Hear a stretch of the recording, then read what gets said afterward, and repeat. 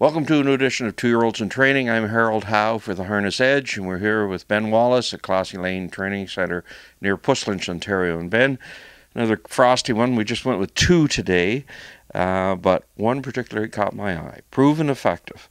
This is a Mach 3 filly. You picked up for $20,000 from the Canadian Open yearling sale from the breeder Charlotte Ranch in New Brunswick.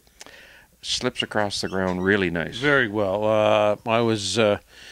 She's been a good filly since day one. We struggled a little bit getting her gaited, and she does have kind of a Mach 3 filly attitude to her, but she can go. She got a great turn of speed, and Brad Grant owns her, and I hope she turns out as good in the summer as she is right now for him. Why her that day? She was a perfect filly. As a matter of fact, I don't know why some of the other people didn't pick her up. She came out of David Reed's preferred equine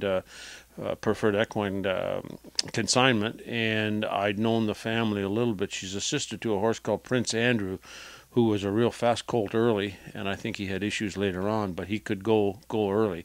But she's been special for us this winter. So again, hopefully she has a good summer for us. You also brought out one from the first crop of Roll with Joe called Sexy and I Know It de Vie from Joie de Vie Farm, $18,000 out of Harrisburg. Yeah, I always like to try to get a first crop sire if I can in the barn, and he was a more than credible racehorse.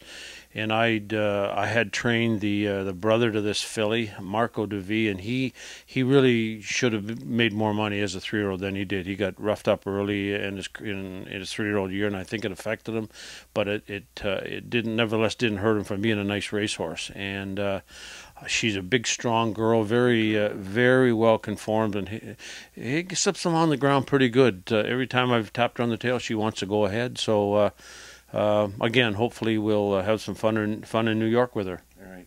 We're just into mid-February here, so times don't mean anything. Again, so when they get to 2 minutes, it doesn't mean anything. But time is interesting in that tomorrow you're bringing out Apprentice Hanover to qualify after getting 3 months off, and just curious about your thoughts on him today. Well, he schooled excellently. Jody went with him off the gate last Friday. They moved him up ahead because of the weather. The one thing about him, last year I think he won 10 or 11 in a row right around this time of year, and we never had to put much work into him because he was in the box every weekend pretty much, and we knew we had to give him some time somewhere if he was going to race against the top level open pacers at 5, so we opted to give them some time right now. But it's been difficult training them back down. The weather's been it's been brutal up here the last month or 6 weeks, so you got to pick and choose the spots that you train.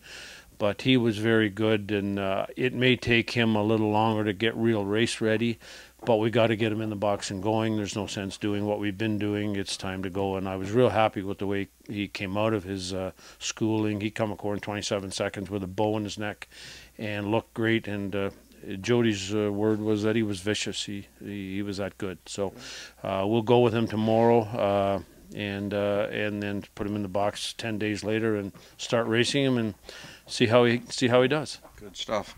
Well, good luck with the 2-year-olds, and thanks for your time. Yep, no problem. Harold Howe with Ben Wallace, 2-Year-Olds in Training.